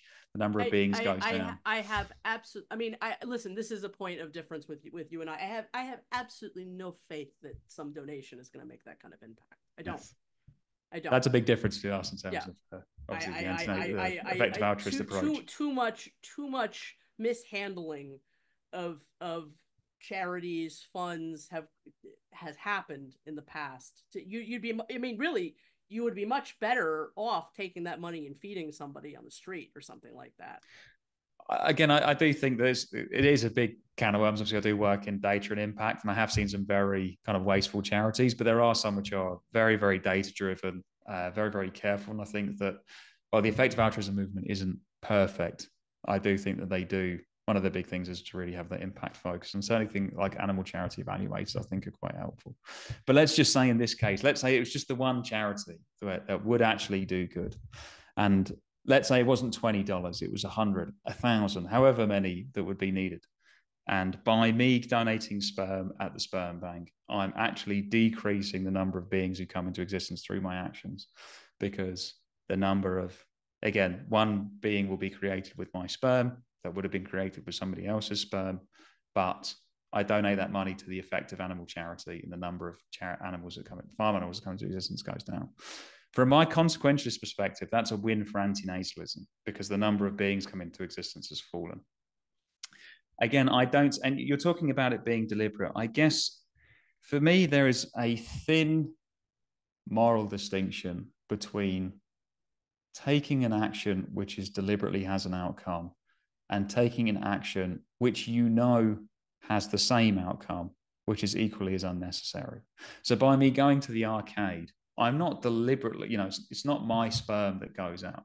At least aesthetically, I know that going to the sperm bank feels very different than going to the arcade.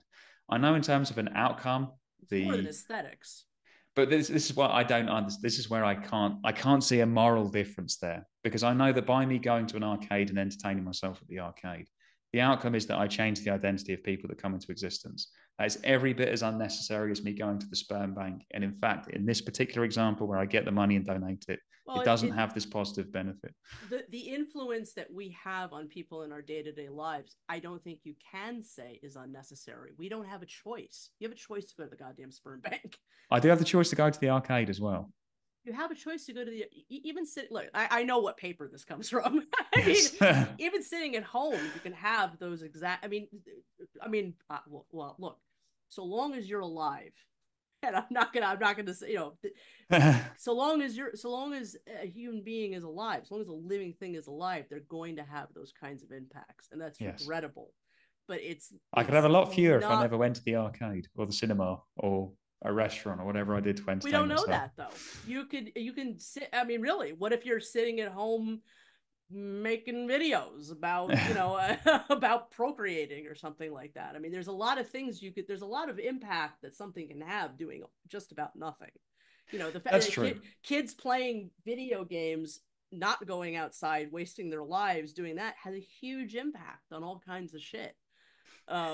So I'm not agreeing with this. I'm not disagreeing with you on that point that we have impacts, but there's a world of difference between literally taking your genetic material and making sure that it's going to produce a child. I just don't see that different from a morally relevant face. It feels very different. I will agree. It does everything about it aesthetically in terms of signaling. Again, if you don't do that, then you don't produce a child. But my impact by doing, I'm not producing a child in terms of bringing another being into existence. Your genetic material is being used to produce a living thing. But somebody else's genetic material, in this example, somebody else's genetic material would have been used anyway. Well, but it doesn't. At that point, I don't think makes any sense either. Two beings are being produced. No. Stopping their procreative act. In this case, it's always been the case. The number of babies being born is the same in both cases, whether it's my sperm or someone else's. There's a sperm bank. If you donate to a sperm bank where they're not running out, they've already got 1,000 samples there, and you're the 1,001st. It doesn't really make any. You're not causing the number of beings to be brought into existence. I don't see personally the morally relevant difference about your own genetic material. Like if I 3D printed a person, a sentient being in my own home, and no genetic material was involved, I don't see that as morally somehow better than the fact that because my genetic material wasn't involved. Well, right, they're both wrong. You're creating something that can feel. So did you think it's worse that my sentient? Sorry, no, go ahead. I'm sorry. No. I already interrupted you there, man. Please go ahead, John. It's okay. I was going to say, sorry. Like, I don't think that my own genetic material being involved makes the act more or less wrong. Like the same with like sentient AI and speciesism and substratism. I don't think the fact that if I create a sentient being because, I have a kid, or I breed them pay for them to be bred on a farm, or I invent them on my computer, I don't think the differences in terms of how that being came into existence are necessarily morally relevant. If you're starting from a place of antinatalism, which espouses that it's wrong to procreate and it's wrong to create lives, yes, then it doesn't matter that it doesn't matter that it's your genetic material being involved. It matters that you are creating anything that has the possibility of feeling, that you're having any kind of hand in that. Now, there's some ways in which we can't help that. Little butterfly wings, causalities of the world, crude forces in control of precious commodities, but we can take very deliberate actions. And I think the other part of it that makes this not particularly antinatalist in my mind is that you just don't seem like you really care about the person being, the experience of the person being created. No, I care massively about that. But then maybe I didn't show enough care when I went to the arcade in this weekend. Again, the differences, and I'm really struggling to see the morally relevant difference. Like it's not that the experience of the being that's being created is what matters, and rather than whether or not I was involved in some way and whether it came into it. Now, if my involvement means that additional beings are being created, then that's really bad. But I am involved in the change, the way that I'm involved in the sperm bank example. For me, there is no morally relevant difference than all the other ways that I cause the identity of sentient beings to change. John, the procreative self-corruption here. You're creating something that might go on to procreate. So but I'd be doing that by you're deliberately furthering a genetic lineage that would not exist, would not happen. All of those future procreative acts that child might create are your fault. Do you think they're my fault by going to the arcade? Because I know that by me going to the arcade, you can't help that. The only I could have chosen not to go to the arcade. Are you a pro-mortalist? No. Then I don't understand your point. Because the only way that you're not going to have an impact is to not be alive. No, my point is quite simply that I don't think, therefore, that actions that we take that change the identity of beings that come into the future are necessarily immoral. I don't think that's the case because we can't escape them. Again, if we lived in a world where we could escape them, then it would be a wrong thing to do. I don't think that actions that we take that change the identity of beings are immoral. If anything, it feels like it would put a burden on antinatalists to remain in the again. You can say that we can't help it. I can help by going to. You can't. The only way you can't help it is to die, And I'm not suggesting that. Yes. Again, I think that's too much of a burden to put on someone. So it is too much. I'm not, John, please, 100%. I'm not suggesting that in any way, shape, or form, but I'm saying that if that's where you're going to, if you're going to say that me sitting at home is a procreative act somewhere, which it might be. I don't think it's a procreative act. To be fair, I don't think it's a procreative act.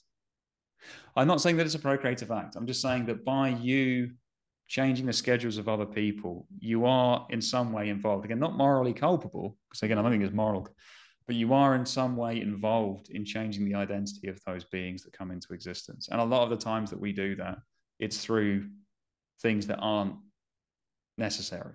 I guess I don't understand how you've come to antinatalism at that, if that's going to be how you draw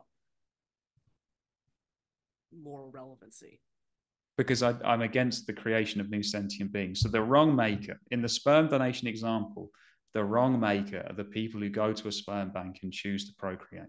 They choose to bring a being into existence. I know. Whether or not my sperm is involved, for me, is irrelevant.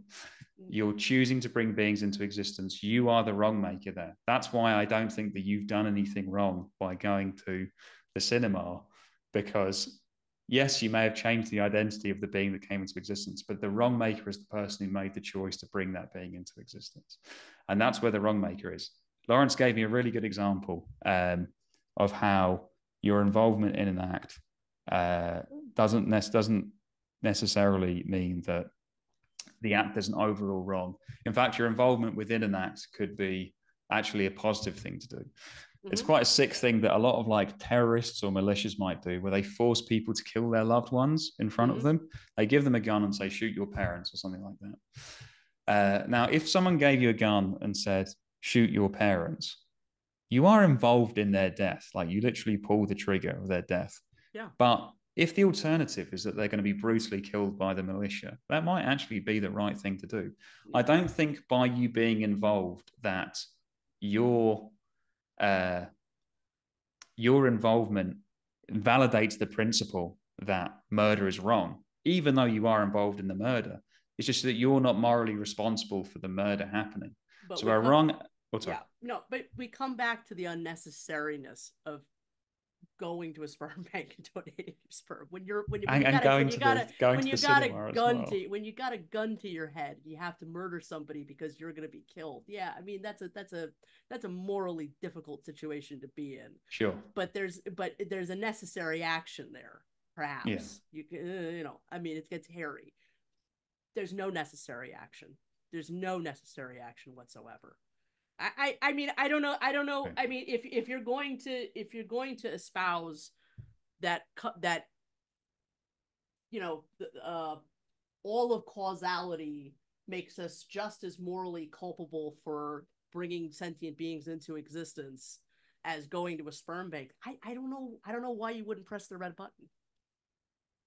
You know what I'm trying to say? Because all of life exists. I mean, all of these crude forces being in control of leading us to these actions that are horribly problematic. That is saying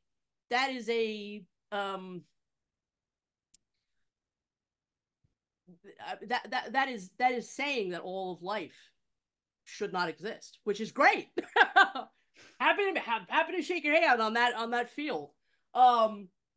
But I just think that that's where it's leading to.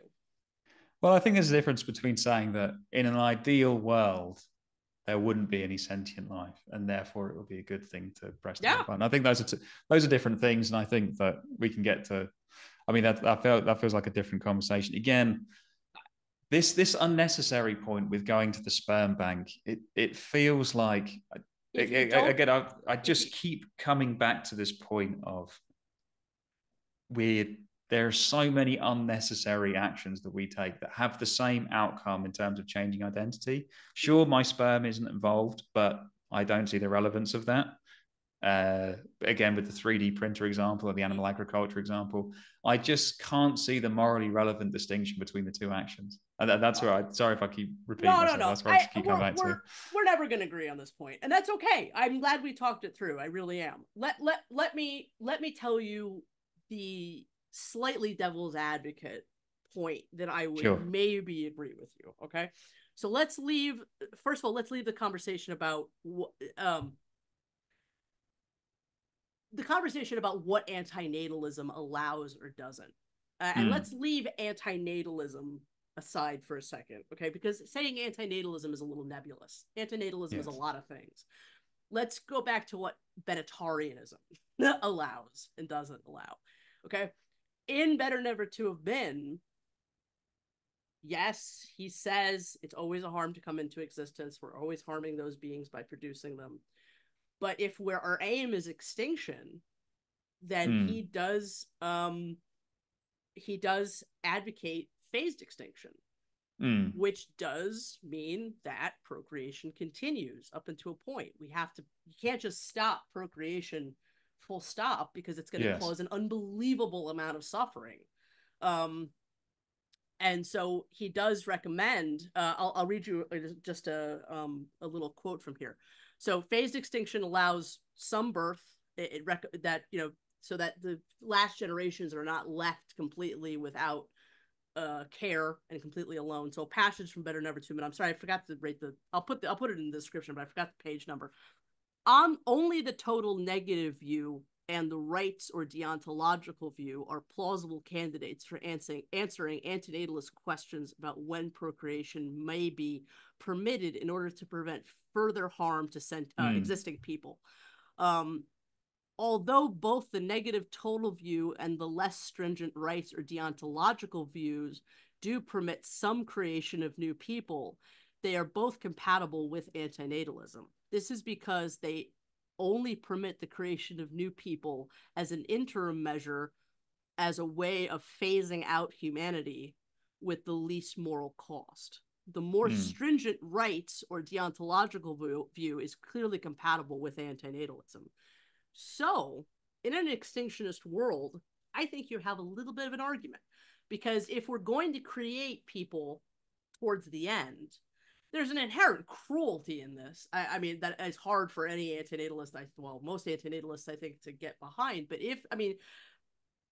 there's very few options as to how you cause sentient extinction, or let's just go with human extinction. There's violence, which we don't want, and there's phased extinction, which is the creation of some lives. So if we're going to create those lives, well, maybe those lives should be selected for. Again, I'm playing a little bit of devil's advocate, but maybe the best sperm, the best eggs, maybe people shouldn't procreate naturally. Maybe you should go to a sperm bank and get your materials, and those should be the children produced. I don't know what David Benatar would say to that notion. I am, I'm again, just for anybody freaking out behind their computers right now, I don't know how I feel about that necessarily, but I do think that in an extinctionist world, that's where your argument has some weight. What do you think about that? I do think, I touched upon it a bit in previous conversations. I do think that the concept of a tragic choice is relevant here, where you're choosing between two immoral actions and you choose the least immoral action. So again, I genuinely don't think that donating to a sperm bank, with the caveats I gave, that doesn't increase the number of beings. I don't think that it is a moral action. I think it's neutral.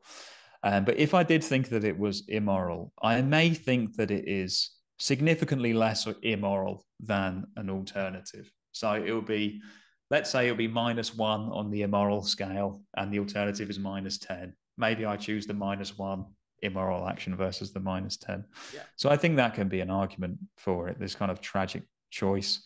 I do think, and this is something that maybe I'm being a bit uncharitable here, but I think that it's perfectly compatible with antinatalism to recognize that there are more and less immoral examples of procreation. Sure. So sure. Yeah. I gave the example of the pro-natalists, Simon and Malcolm Collins, who select they've been called eugenicists for this, but they select their children for traits that correlate with less suffering, illness, mental illness in particular, but physical illness as well, etc. Yeah. Sorry. No, it's okay.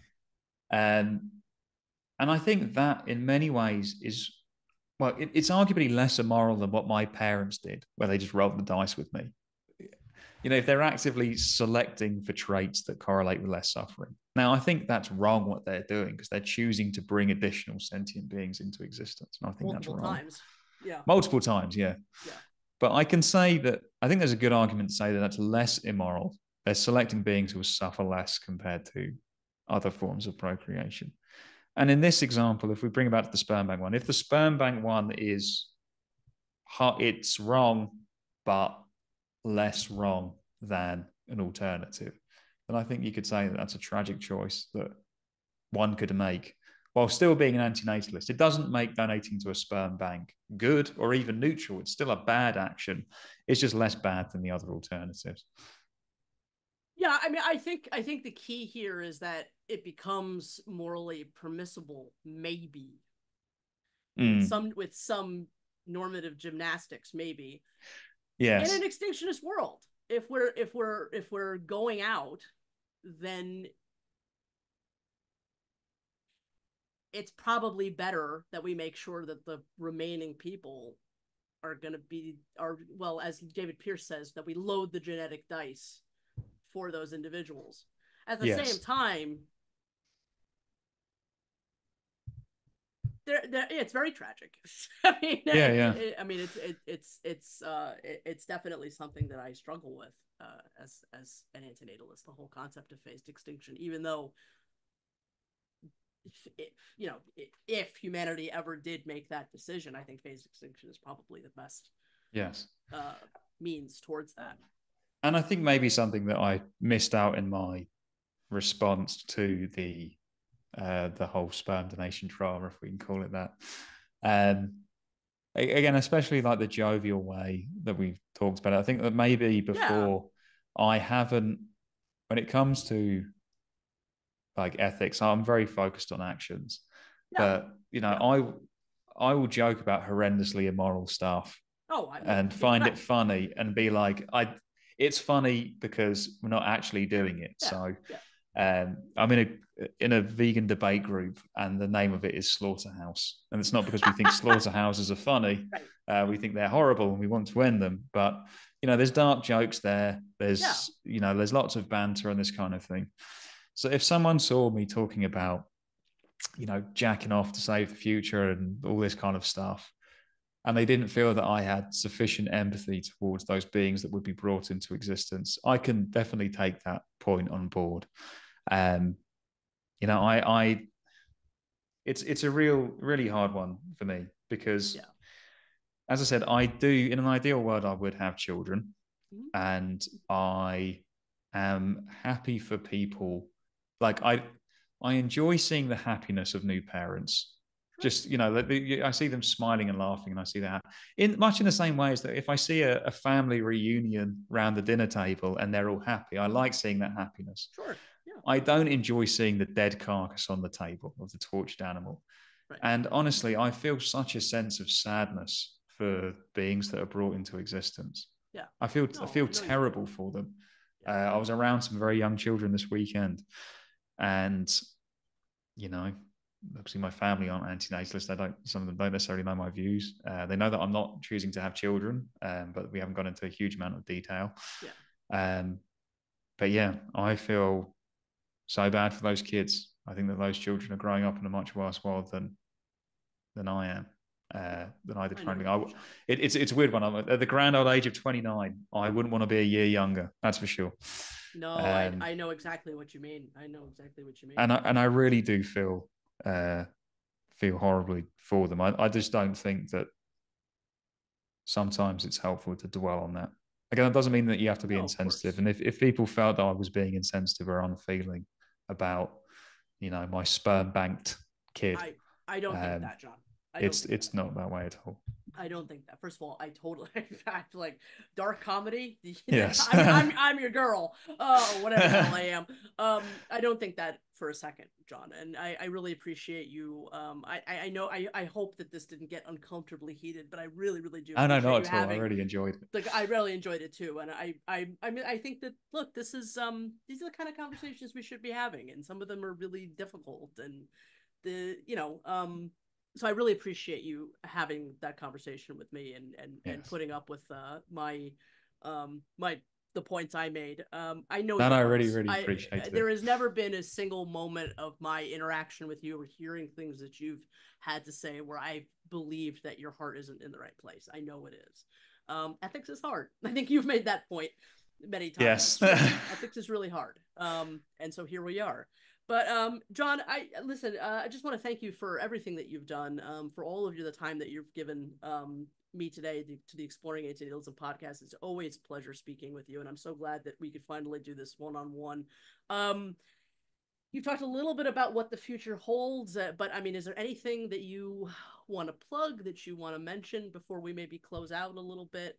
Yeah, floor is yours. Sure. I mean, the you know, the conference, the podcast episodes, they're all still on YouTube. If you want to check them out, you know, I'm definitely like, although going forward, as I said, strategically, I don't think it's the best thing for me to continue in this role with Anti-natalist advocacy. I am pretty proud of some of those conversations. I'm really grateful for all the wonderful guests. Of course, Amanda, you've been on twice. Everyone who's given their time. Of course, although I do slag him off all the time to Lawrence. I don't want to blow his own trumpet, but you know, his work ethic, the quality of outputs that he puts out there. There are, as I said, I think with the antinatalist community, I'm not so sure about what it's going to look like as a collective, but I do think individuals will continue to put out high quality work, and I think that you and Lawrence are two of those people. Again, thank you so much for having me on. I really enjoyed our discussion just now. I think being able to have, I think it's difficult to get the balance right. Like, one of the reasons you said that I try and bring like a warmth or a positive kind of feel. And I think this maybe goes back to my point about me maybe not being all that empathetic as a person, but I do think that logically it is best to try and be positive, because one, it can just drag people down if you're negative all the time. And two, it does actually help me to be more rational. Like, if I straw man someone's argument because, oh, what an idiot, what an immoral person, how could they believe that? Then it doesn't help me get to their worldview. To go back to this example of the guy who wanted to cut my head off, if I was just like, oh, he's just a bloodthirsty maniac, I was like, well, no, that's clearly not why he believes in this. He has his religious convictions, and I can understand how logically he got to that point, even though obviously I don't want him to separate my head from my shoulders. And I think that I have tried to be positive in this space. I haven't always got it right. But I do think that, you know, the way that you engaged me today with a disagreement was a perfect example of a heated disagreement, like robust disagreement, without ever like straying across the line of being like uncharitable or, you know, like really, you know, personal or anything like that. I think it's a really hard thing to do. And I think that, Amanda, you are fantastic at this. When I've listened to disagreements that you've had on the Exploring Antinatalism podcast and other things, I think that you are able to bring out these really important disagreements in a way that still doesn't contribute to overall negativity. I think it's a wonderful positive contribution, because we could just say, let's ignore the disagreements and focus on sunshine and rainbows. But I don't think that's the way to go either. They are important.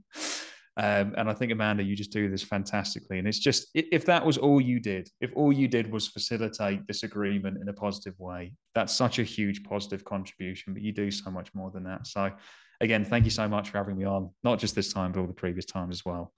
And yeah, I'll definitely keep checking out Exploring Antinatalism podcast episodes. Thank you so much for saying all of that, John. That makes me, that's just like made my year hearing all of that. Thank you so much. I do my best. Look, I come from the most aggressive antinatalism in the world, so it's a constant lesson for myself to try to had a tempered disagreement, and I don't always do the best job, but I'm glad that you felt that way in this exchange. I really think that, I think these disagreements are where all the value is. Yes. You know, sometimes where more of the value is than the agreement. So thank you so much for putting up with the disagreement today. I think we got to some really great stuff. Just more than anything, John, just thank you so much for all of your all of your contributions throughout your time with AA, and please stay in touch. I just wish you nothing but the best with everything that you're gonna do moving forward, and it's just been an absolute pleasure speaking with you today. Thank you so much once again. Third time's a charm for being my guest today on the Exploring Antinatalism podcast. I have a funny feeling it won't be your last, but we'll see. We'll see. Thanks, man.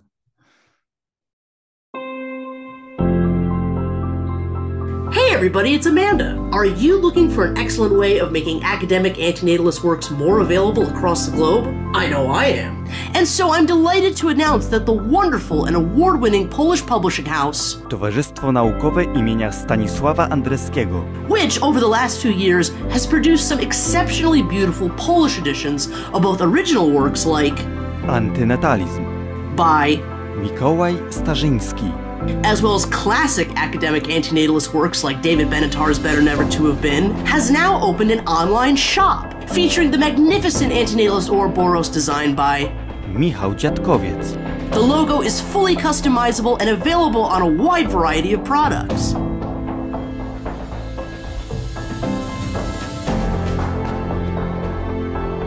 Proceeds from all sales at the shop go directly towards the translation, production, and publication of more Polish editions by Towarzystwo Naukowe imienia Stanisława Andreskiego. What a perfect way for the antinatalist community to help assist an amazing company doing such important work, making more antinatalist academic works more widely available. Link below. Towarzystwo Naukowe imienia Stanisława Andreskiego. Thank you for listening to the Exploring Antinatalism Podcast. Please follow the podcast on Facebook, Twitter, Instagram, and YouTube. Exploring Antinatalism can also be heard on Google Podcasts, Apple Podcasts, Buzzsprout, Stitcher, SoundCloud, Amazon.com, and so many other platforms.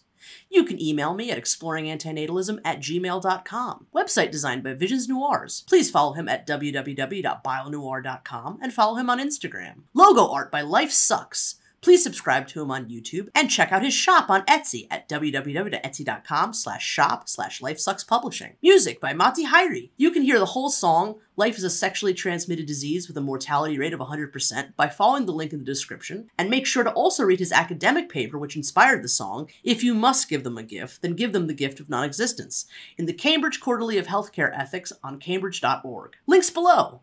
All the best, and bye for now. Life is no thrill compared to nil. Life is no thrill, it's worse than nil. So draw the right conclusion, let them be still.